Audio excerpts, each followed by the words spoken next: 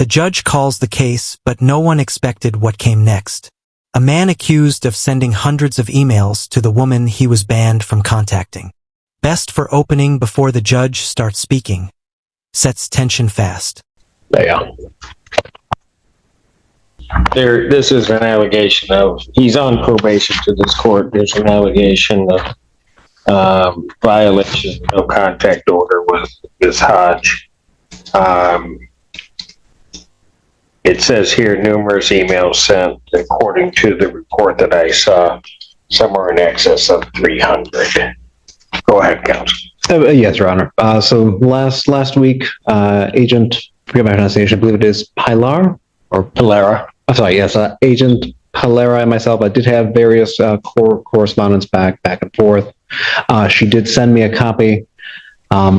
I'm not sure if it was all of the emails, but it was a very healthy sampling of the emails, in addition to the police report that she does make mention of in her recommendation, that being report number 25-44520.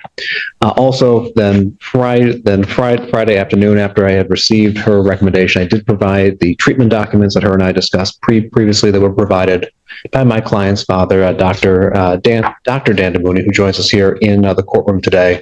And if there are any questions as it relates to Mr. DJ Dan DeMooney's ongoing treatment, I would defer to Dr. Dan DeMooney as he can opine on those much greater than I.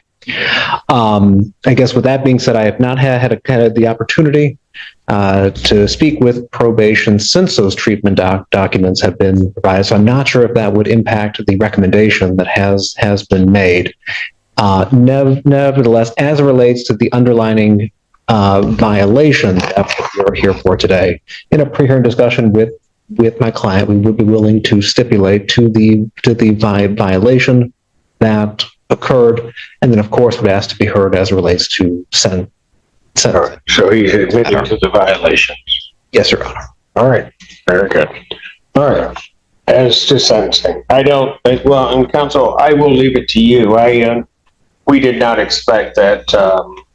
When did you send the treatment information? It was Friday. I want to say Friday afternoon. So it was late. It was late in the day, and this was also around the same time that I found out the court date was today, opposed to Wednesday morning. So last week was a busy week. Yes. I will leave it to you. Certainly, I did not get an opportunity to look at any treatment information. And if you'd like the court to take that into consideration, certainly I would put this over. When the defense admits he sent over 300 emails, the courtroom goes quiet. Everyone waits for the judge's reaction. Use right after the line, "There's an allegation of violation.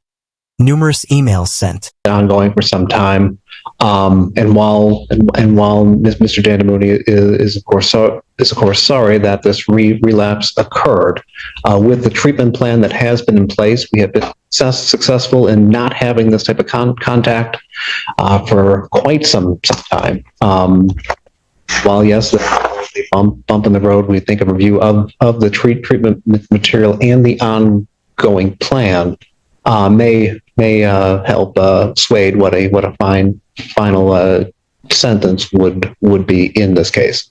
With that that being said, we fully understand there will be some amount of jail to be served based off the comments of Your Honor from the last time we were here. The request is going to be that that if there is jail to be served, which we believe there will be, it be for a period less than the year that has been recommended. I mean, there are a lot of unforeseen circumstances, including Ms. Valera's absence. So I will certainly adjourn that. I will say this.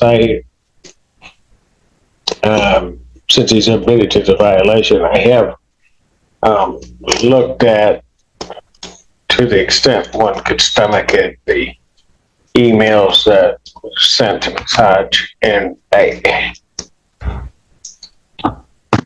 maybe something at the next year you're going to certainly have to convince the court of is that I just don't, this is not a bump in the road.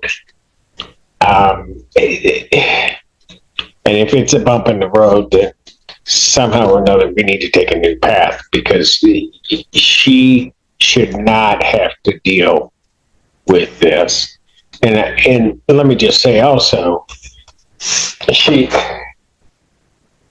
as the court was thinking this through, certainly, she's having to deal with it almost in a fact where she doesn't know, and then all of a sudden it happens, which has got to be absolutely terrifying, because you just don't know if the next day it's going to be this, the next day it's going to be that, or if he's out, if he's going to, God forbid, follow through with his,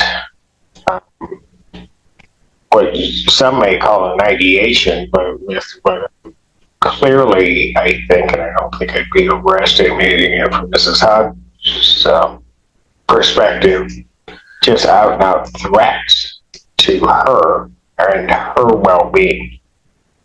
And so I will certainly, in the point of fairness, I know Ms. Hodge would probably like for this to be over, but to be fair, I will give you a new date to come back, and we will deal with it, but the defendant is going to be remaining in custody without bond pending that next day.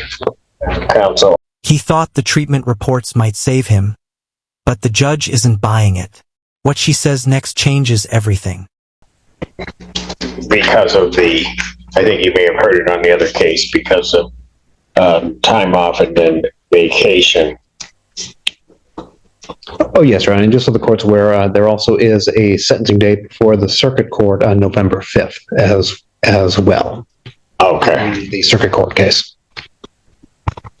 So I will adjourn the sentencing on this to October 20th, 2025, 1 p.m. Thank you, Your Honor. Thank you. See you then. He is out of the courtroom. Thank you, Ms. Hodge, for attending. I do appreciate it. Thank you, Your Honor. Okay. That's it for me. All righty.